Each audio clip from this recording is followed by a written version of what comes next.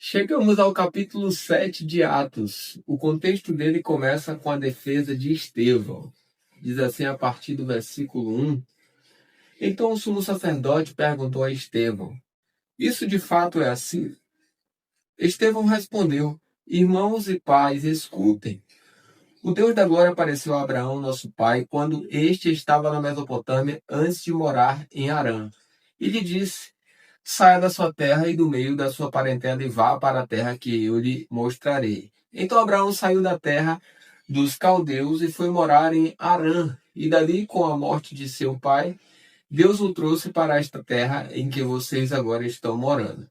Nela, não lhe deu herança, nem sequer o espaço de um pé, mas prometeu dar-lhe a posse dela e depois dele a sua descendência, embora Abraão ainda não tivesse filhos. E Deus falou que a descendência dele seria peregrina em terra estrangeira, onde seriam escravizados e maltratados durante 400 anos. Deus ainda disse: Castigarei a nação da qual forem escravos, e depois disso sairão daí e me servirão neste lugar. Então lhe deu a aliança da circuncisão. Assim Abraão gerou Isaque e o circuncidou no 8º dia. Isaque gerou Jacó e Jacó gerou os 12 patriarcas. Os patriarcas invejosos de José venderam-no para ser levado para o Egito, mas Deus estava com ele. E o livrou de todas as suas aflições, concedendo-lhe também graça e sabedoria diante de Faraó, rei do Egito, que o constituiu governador daquela nação e de toda a casa real. Depois houve fome grande e sofrimento em todo o Egito e em Canaã, e nossos pais não achavam que comer. Mas quando Jacó ouviu que no Egito havia trigo, mandou pela primeira vez os nossos pais até lá. Na segunda vez, José se fez reconhecer pelos seus irmãos, e o faraó veio a conhecer a família de José. Então José mandou chamar Jacó, seu pai, e toda a sua parentela, isto é, 75 pessoas. Jacó foi para o Egito e ali morreu, ele também, os nossos pais. Depois eles foram transportados para Siquém e postos no túmulo que Abraão tinha comprado dos filhos de Hamor, em Siquém, pagando um certo preço. E, quando já estava próximo o tempo em que Deus cumpriria a promessa feita a Abraão, o povo cresceu e se multiplicou no Egito, até que se levantou ali outro rei que não conhecia José. Este outro rei tratou com astúcia a nossa gente e torturou os nossos pais a ponto de forçá-los a abandonar seus meninos recém-nascidos para que não sobrevivessem. Por esse tempo nasceu Moisés, que era formoso aos olhos de Deus. Durante 3 meses ele foi mantido na casa de seu pai. Quando tiveram de abandoná-lo, a filha de Faraó o reconheceu e criou como o seu próprio filho. E Moisés foi educado em toda a ciência dos egípcios e era poderoso em palavras e obras. Quando completou 40 anos, Moisés teve a ideia de visitar os seus irmãos, os filhos de Israel. Vendo um homem ser maltratado, saiu em defesa dele e vingou o oprimido, matando o egípcio. Ora, Moisés pensava que seus irmãos entenderiam que Deus queria salvá-los por meio dele. Eles, porém, não entenderam. No dia seguinte, Moisés aproximou-se de uns que brigavam e procurou reconduzi-los à paz, dizendo: Homens, vocês são irmãos, por que estão maltratando um ao outro? Mas o que agrediu seu próximo repeliu Moisés, dizendo: Quem colocou você como chefe e juiz sobre nós? Será que quer me matar assim como ontem matou o egípcio? Ao ouvir isto, Moisés fugiu e se tornou peregrino na terra de Midian, onde lhe nasceram 2 filhos. Passados 40 anos, apareceu-lhe no deserto do monte Sinai um anjo, por entre as chamas de uma sarça que estava queimando. Moisés ficou maravilhado diante daquela visão e, aproximando-se para contemplá-la, ouviu-se a voz do Senhor que disse: Eu sou o Deus de seus pais, o Deus de Abraão, de Isaque e de Jacó. Moisés, tremendo de medo, não ousava contemplar a sarça. Então o Senhor disse: Tira as sandálias dos pés, porque o lugar em que você está é terra santa. Certamente vi o sofrimento do meu povo no Egito. Ouvi o seu gemido e desci para libertá-lo. Venha agora, vou mandar você para o Egito. A este Moisés, a quem tinha rejeitado, dizendo: quem colocou você como chefe e juiz? Deus enviou como chefe libertador com a assistência do anjo que lhe apareceu na sarça. Foi Moisés quem os tirou de lá, fazendo prodígios e sinais na terra do Egito, no Mar Vermelho e no deserto durante 40 anos. Foi ainda Moisés quem disse aos filhos de Israel: Deus fará com que no meio dos irmãos de vocês se levante um profeta semelhante a mim. É este Moisés quem esteve na congregação no deserto com o anjo que lhe falava no Monte Sinai e com os nossos pais. Foi ele quem recebeu palavras vivas para nos transmitir. Nossos pais não quiseram obedecer a Moisés, mas o rejeitaram e no seu coração voltaram para o Egito, dizendo a Arão: faça para nós deuses que vão adiante de nós, porque quanto a este Moisés que nos tirou da terra do Egito, não sabemos o que lhe aconteceu. Naqueles dias fizeram um bezerro e ofereceram sacrifício ao ídolo, alegrando-se com as obras das suas mãos. Mas Deus se afastou e os entregou à adoração das estrelas do céu, como está escrito no livro dos profetas: ó casa de Israel, será que foi para mim que vocês oferecerão vítimas de sacrifício no deserto durante 40 anos? Não é verdade que vocês levantaram o tabernáculo de Moloque e a estrela de Renfã, o Deus de vocês, imagens que vocês fizeram para as adorar? Por isso vou mandar vocês ao exílio para além da Babilônia. O tabernáculo do testemunho estava entre nossos pais no deserto, como havia ordenado aquele que disse a Moisés que eu fizesse segundo o modelo que tinha visto. Também nossos pais, com Josué, tendo recebido o tabernáculo, levaram quando tomaram posse das nações que Deus expulsou da presença deles. Foi assim até os dias de Davi, que obteve o favor de Deus e pediu autorização para construir uma casa para o Deus de Jacó, mas foi Salomão quem lhe edificou a casa. Entretanto, o Altíssimo não habita em casas feitas por mãos humanas, como diz o profeta. O céu é o meu trono e a terra é o estrado dos meus pés. Que casa vocês edificarão para mim, diz o Senhor? Ou qual é o lugar do meu repouso? Não é fato que a minha mão fez todas estas coisas? Homens teimosos e incircuncisos de coração e de ouvidos. Vocês sempre resistem ao Espírito Santo. Vocês fazem exatamente o mesmo que fizeram os seus pais. Qual dos profetas os pais de vocês não perseguiram? Eles mataram os que anteriormente anunciavam a vinda do justo, do qual vocês agora se tornaram traidores e assassinos. Vocês que receberam a lei por ministério de anjos e não aguardaram. A partir do versículo 54, o contexto é a morte de Estevão. Ao ouvirem isto, ficaram com o coração cheio de raiva e rangiam os dentes contra ele. Mas Estevão, cheio do Espírito Santo, fitou os olhos no céu e viu a glória de Deus e Jesus que estava à direita de Deus. Então disse: eis que vejo os céus abertos e o Filho do Homem em pé à direita de Deus. Eles, porém, gritando bem alto, taparam os ouvidos e unânimes avançaram contra ele. E, expulsando-o da cidade, o apedrejaram. As testemunhas deixaram as capas deles aos pés de um jovem chamado Saulo. E enquanto o apedrejavam, Estevão orava dizendo: Senhor Jesus, recebe o meu espírito. Então, ajoelhando-se, gritou bem alto: Senhor, não os condenes por causa deste pecado. E, depois que ele disse isso, morreu.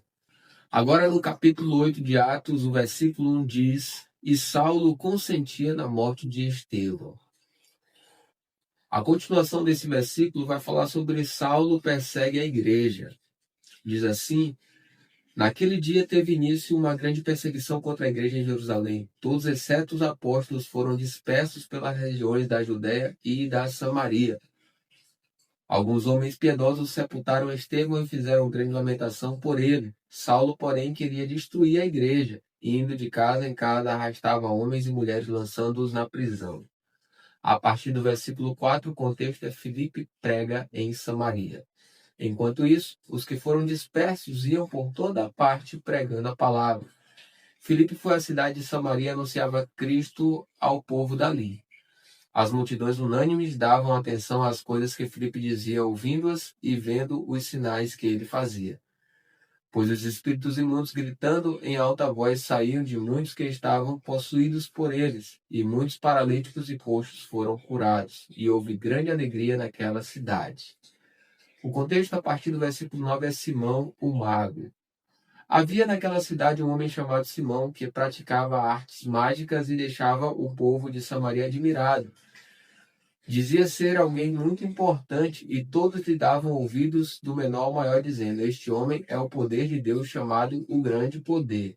Davam atenção a ele porque durante muito tempo os havia impressionado com as suas artes mágicas. Quando, porém, deram crédito a Filipe, que os evangelizava a respeito do Reino de Deus e do nome de Jesus Cristo, iam sendo batizados tanto homens como mulheres. O próprio Simão abraçou a fé e, tendo sido batizado, acompanhava Filipe de perto, observando extasiado os sinais e grandes milagres praticados. A partir do versículo 14, o contexto é Pedro e João em Samaria. Quando os apóstolos que estavam em Jerusalém ouviram que o povo de Samaria tinha recebido a palavra de Deus, enviaram-lhes Pedro e João. Chegando ali, oravam por eles para que recebessem o Espírito Santo, pois o Espírito ainda não havia descido sobre nenhum deles. Tinham apenas sido batizados em nome do Senhor Jesus. Então eles impuseram as mãos e eles receberam o Espírito Santo.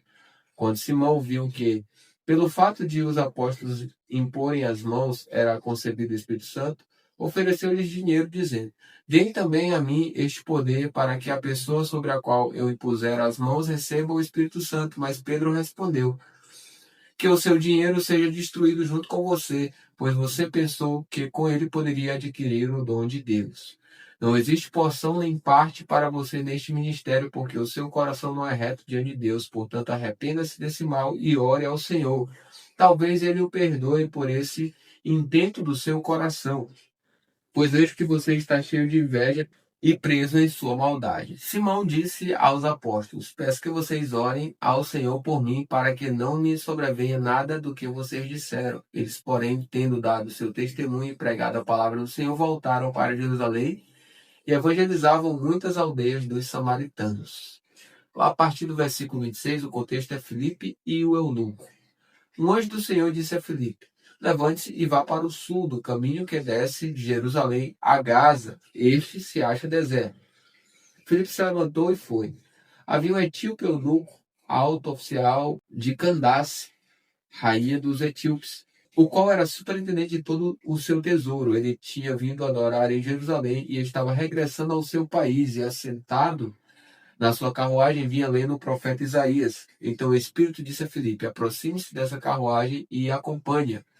Correndo para lá, Filipe ouviu que o homem estava lendo o profeta Isaías, então perguntou: O senhor entende o que está lendo? Ele respondeu: Como poderia entender se ninguém me explicar? E convidou Filipe a subir e sentar-se ao seu lado. Ora, a passagem da escritura que ele estava lendo era esta: Foi levado como ovelha ao matadouro, e como um cordeiro mudo diante do seu tosqueador, ele não abria a boca. Na sua humilhação lhe negaram justiça. Quem poderá falar da sua descendência? Porque a vida dele é tirada da terra. Então o eunuco disse a Filipe: Peço que você me explique a quem se refere o profeta. Fala de si mesmo ou de outra pessoa? Então Filipe explicou, e começando com esta passagem da Escritura, anunciou-lhe a mensagem de Jesus. Seguindo pelo caminho, chegaram a certo lugar onde havia água. Então o eunuco disse: Eis aqui a água. O que impede que eu seja batizado? Filipe respondeu: É lícito se você crê de todo o coração. Então ele disse: Creio que Jesus Cristo é o Filho de Deus. Então mandou parar a carruagem, ambos desceram à água, e Filipe batizou o eunuco. Quando saíram da água, o Espírito do Senhor arrebatou Filipe, e o eunuco não o viu mais, e este foi seguindo o seu caminho cheio de alegria. Mas Filipe foi visto outra vez em Azoto, e, seguindo viagem, evangelizava todas as cidades até chegar a Cesareia. Chegamos agora ao capítulo 9 de Atos. O contexto dele começa com a conversão de Saulo. Saulo, respirando ainda ameaças e morte contra os discípulos do Senhor, dirigiu-se ao sumo sacerdote e lhe pediu cartas para as sinagogas de Damasco, a fim de que, caso achasse alguns que eram do caminho, tanto homens como mulheres, os levasse presos para Jerusalém. Enquanto seguia pelo caminho, ao aproximar-se de Damasco, subitamente uma luz do céu brilhou ao seu redor. Ele caiu por terra e ouviu uma voz que lhe dizia: Saulo, Saulo, por que você me persegue? Ele perguntou: Senhor, quem é você? E a resposta foi: Eu sou Jesus a quem você persegue. Mas levante-se, entre na cidade onde lhe dirão o que você deve fazer. Os homens que viajavam com Saulo pararam emudecidos, ouvindo a voz, mas não vendo ninguém. Então Saulo se levantou do chão e, abrindo os olhos, nada podia ver. E, guiando-o pela mão, levaram-no para Damasco. Esteve 3 dias sem ver, durante os quais nada comeu nem bebeu. A partir do versículo 10, vai haver a visita de Ananias. Havia em Damasco um discípulo chamado Ananias. O Senhor lhe apareceu numa visão e disse: Ananias, ao que ele respondeu: Eis-me aqui, Senhor. Então o Senhor lhe disse: Levante-se e vá à rua que se chama Direita, e na casa de Judas procure um homem de Tarso chamado Saulo. Ele está orando. E numa visão, viu entrar um homem chamado Ananias e impor-lhe as mãos para que recuperasse a vista. Ananias, porém, respondeu: Senhor, de muitos tenho ouvido a respeito desse homem, quanto mal tem feito aos teus santos em Jerusalém. E aqui em Damasco ele tem autorização dos principais sacerdotes para prender todos os que invocam o teu nome. Mas o Senhor disse a Ananias: Vá, porque este é para mim um instrumento escolhido para levar o meu nome diante dos gentios e reis, bem como diante dos filhos de Israel. Pois eu mesmo vou mostrar a ele quanto deve sofrer pelo meu nome. Então Ananias foi e, entrando na casa, pôs as mãos sobre Saulo, dizendo: Saulo, irmão, o Senhor Jesus, que apareceu a você no caminho para cá, me enviou para que você volte a ver e fique cheio do Espírito Santo. Imediatamente caíram dos olhos de Saulo umas coisas parecidas com escamas, e ele voltou a ver. A seguir, levantou-se e foi batizado. E depois de comer, sentiu-se fortalecido. Agora, ainda no versículo 19, no final dele, vai falar sobre Saulo em Damasco, e nos versículos seguintes. Saulo permaneceu alguns dias com os discípulos em Damasco, e logo nas sinagogas proclamava Jesus, afirmando que ele é o Filho de Deus. Todos os que ouviam Saulo estavam atônitos e diziam: Não é este o que exterminava em Jerusalém os que invocam o nome de Jesus e veio para cá precisamente para prender e levá-los aos principais sacerdotes? Saulo, porém, mais e mais se fortalecia e confundiu os judeus que moravam em Damasco, demonstrando que Jesus é o Cristo. A partir do versículo 23, o contexto é: Saulo escapa dos judeus. Decorridos muitos dias, os judeus resolveram matar Saulo, mas ele ficou sabendo do plano deles. Dia e noite guardavam também os portões da cidade para o matar. Mas os discípulos de Saulo tomaram-no de noite e, colocando-o num cesto, desceram-no pela muralha. Agora, a partir do versículo 26, é Saulo em Jerusalém e em Tarso.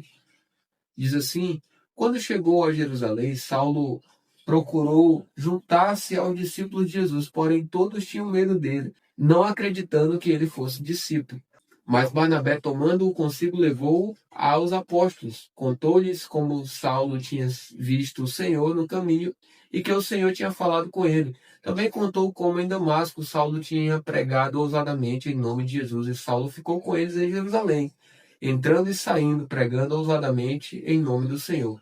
Falava e discutia com os helenistas, mas eles procuravam matá-lo.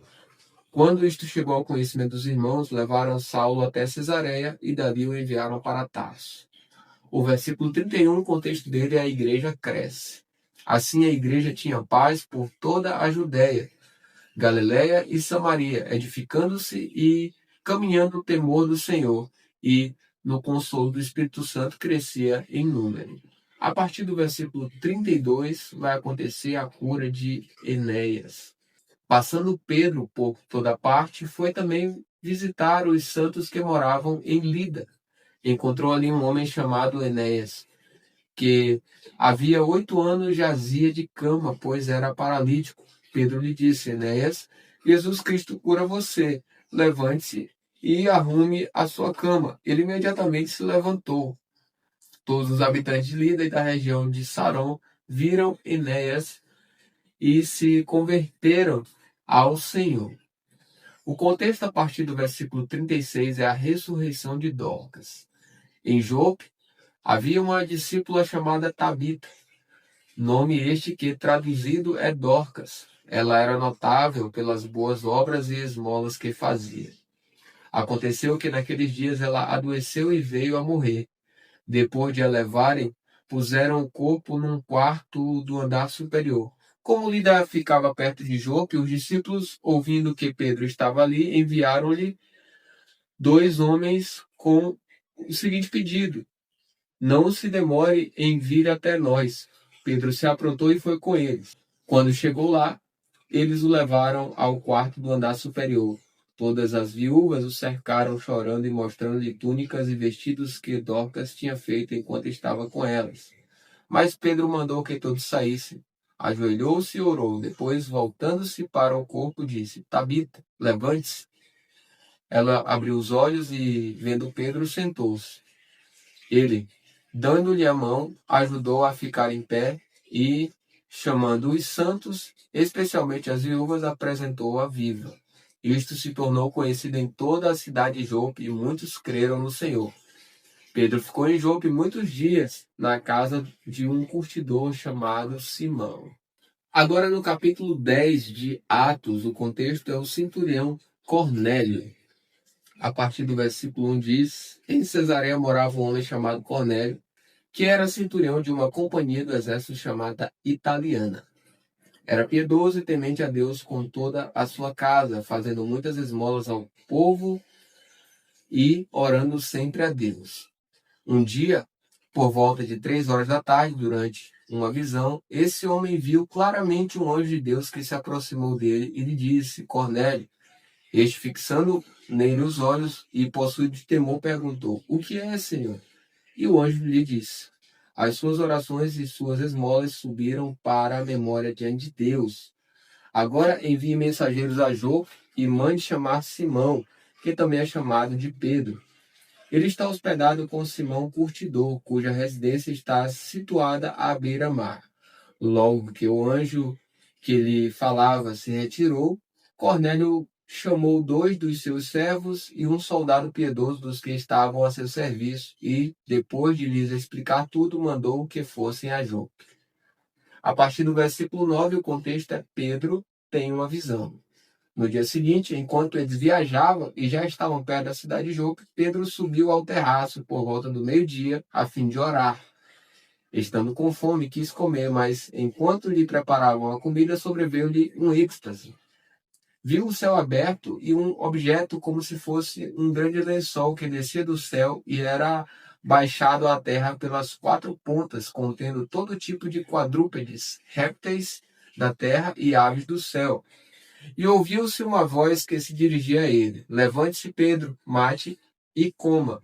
Mas Pedro respondeu: de modo nenhum, Senhor, porque nunca comi nada que fosse impuro ou imundo. Pela segunda vez a voz lhe falou: não considere impuro aquilo que Deus purificou. Isso aconteceu 3 vezes e, em seguida, aquele objeto foi levado de volta para o céu. A partir do versículo 17, o contexto é: os enviados de Cornélio chegam a Jope. Enquanto Pedro estava perplexo sobre qual seria o significado da visão, eis que os homens enviados por Cornélio, tendo perguntado pela casa de Simão, pararam junto à porta. Chamando, perguntaram se ali estava hospedado Simão, que também era chamado de Pedro. Enquanto Pedro meditava a respeito da visão, o Espírito lhe disse: estão aí 3 homens à sua procura, portanto levante-se, desça e vá com eles, sem hesitar, porque eu os enviei. Então Pedro desceu e disse àqueles homens: eu sou a pessoa que vocês estão procurando.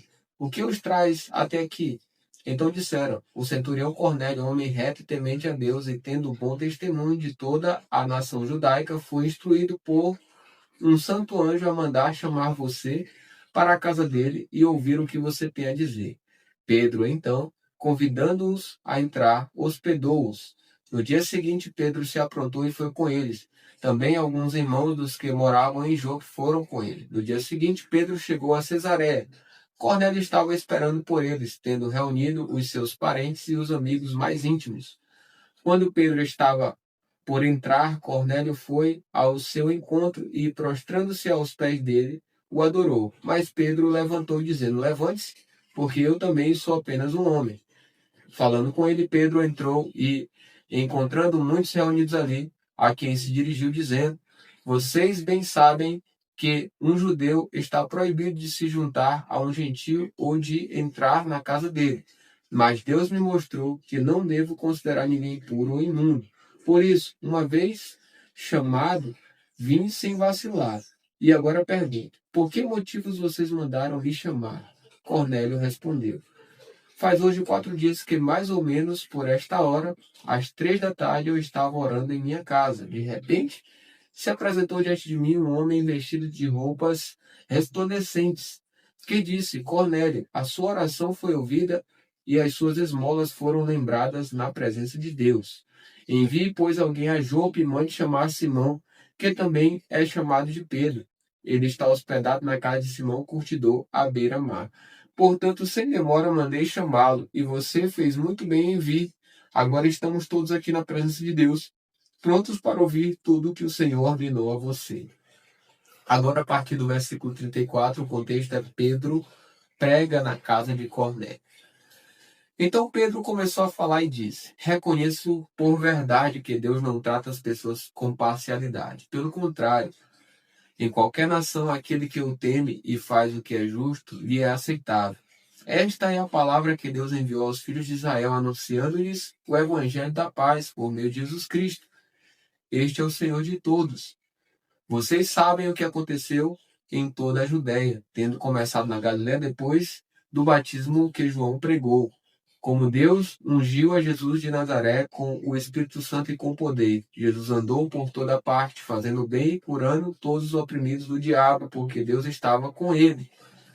E nós somos testemunhas de tudo o que ele fez na terra dos judeus e em Jerusalém. Depois eles o mataram, pendurando-o num madeiro. Mas Deus o ressuscitou no terceiro dia e concedeu que fosse manifesto, não a todo o povo, mas às testemunhas que foram anteriormente escolhidas por Deus, isto é, a nós que comemos e bebemos com ele, depois que ressurgiu dentre os mortos. Jesus nos mandou pregar ao povo e testemunhar que ele foi constituído por Deus como juiz de vivos e de mortos. Dele todos os profetas dão testemunho de que, por meio do seu nome, todo o que nele crê receba a remissão dos pecados. A partir do versículo 44, o contexto é: o Espírito Santo desce sobre os gentios. Enquanto Pedro falava estas palavras, o Espírito Santo caiu sobre todos os que ouviam a mensagem. E os fiéis que eram da circuncisão, que tinham vindo com Pedro, admiravam-se, porque também sobre os gentios foi derramado o dom do Espírito Santo, pois eles os ouviam falar em línguas e engrandecendo a Deus.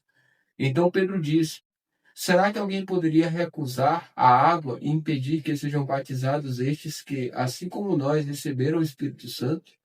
E ordenou que fossem batizados em nome de Jesus Cristo. Então lhe pediram que permanecesse com eles por alguns dias.